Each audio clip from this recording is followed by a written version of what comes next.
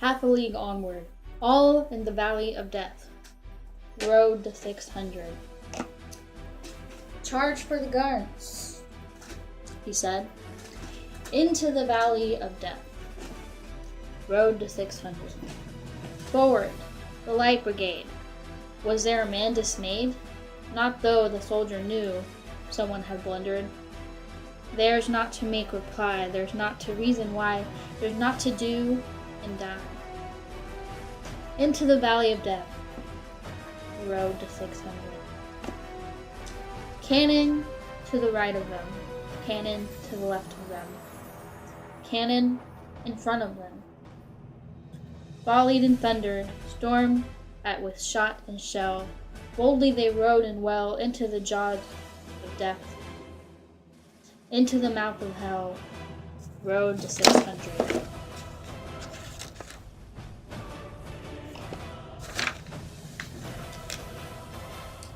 Rashed all their sabers bare, flashed as they turned in air, sabering the gunners there, charging an army, while all the world wondered. Plunged in the battery smoke, right through the line they broke. Cossack and Russian reeled the saber stroke, shattered and sundered, then they rode back, but not the 600. Cannon to the right of them, cannon to the left of them, cannon behind them. Volleyed and thundered, stormed with shot and shell, while horse and hero fell. They that had fought so well came through the jaws of death, back from the mouth of hell, all that was left of them, left of the 600. Why can their glory fade? Oh, the wild charge they made. All the world wondered. Honor the charge they made. Honor the light brigade. Noble 600. So the poem we got this week was The Charge of the Light Brigade, and the title is referencing the Battle of Balaclava, which was in the Crimean War. And to analyze this poem, first I'm going to use soapstone, and the speaker of the poem, I think, is a person who is on the journey with the rest of the soldiers, because throughout the poem it tells about the whole experience, and I think only a person who was on this journey would know all of these things in detail. The occasion is, like I said, with the title, The Battle of Balaclava in the Crimean War.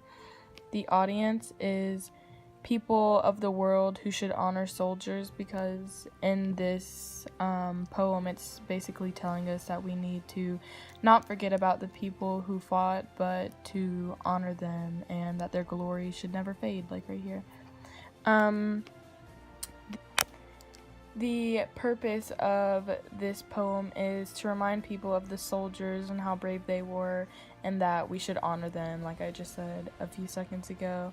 The subject of the poem is the soldiers fighting in the war, and the tone, I think, is reverent and or admiring, because it's showing respect and the admiration for the soldiers.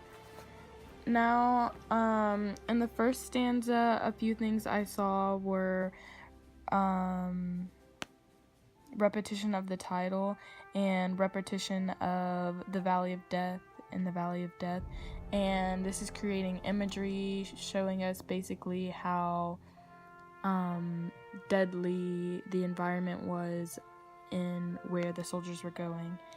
In the second stanza, a few things I noticed were, first it says, "Was there a man dismayed? Not though the soldier knew someone had blundered," and this is suggesting that maybe someone made a mistake in them going into the war. And then after that it says, "There's not to make reply, there's not to reason why, there's but to do and die," and this is just saying that really they're just supposed to obey and do whatever their captain says, instead of complaining or asking why, even though they know that he made a mistake. Also, There's another repetition of the Valley of Death, just creating that imagery again. In the third stanza, I noticed that it had a repetition of the cannon, saying cannon to the right, to the left, and to the front. And this is just creating more imagery, showing, creating an image in the audience's mind of cannons shooting from all sides. And then towards the bottom, more imagery, jaws of death and mouth of hell, which is just showing us again how bad the environment was that these soldiers were going into, making us really respect them and their bravery. In the fourth stanza, one thing that I noticed was Saber's bear and the diction it used, because instead of just saying swords, they said sabers, which really stands out. Another word that stood out was Cossack, I don't really know how to pronounce it, sorry, but it means a group of people. And another thing I noticed was it says right through the line they broke, and this is referencing the crossing of the enemy line, the soldiers running to the other side to fight the opposing soldiers. And reeled from the saber stroke, shattered and sundered. This is imagery showing how the soldiers use their swords to attack the other soldiers. Something else I noticed was it says not the 600, and in the stanzas beforehand it says rode the 600, rode the 600, rode the 600, but in this one it says not the 600, which is suggesting that some of the soldiers are no longer with them, or that they passed. And this, it shows cannon, cannon, cannon, repetition again, the same as up here with the imagery. And in this stanza, we have a line that says, while horse and hero fall. And this is referencing that, or suggesting that the horses and men couldn't go on any longer, and that maybe they died. And also repetition of jaws of death and mouth of hell again, the imagery. And at the end it says all that was left of them, left of the 600, which is kind of like the last one, but it just suggests that more people were taken from the original 600. And the last stanza of the poem, the most important one I think, says, who can their glory fade? Oh, the wild charge they made. All the world wondered. Honor the charge they made. Honor the Light Brigade, noble 600. Who can their glory fade is saying that their glory should never go away, that they should always be honored. They should never be forgotten. And at the end, I think the best line, in my opinion, says, noble 600. And this is calling them a whole group of 600 again, after saying left of 600 and not the 600 anymore.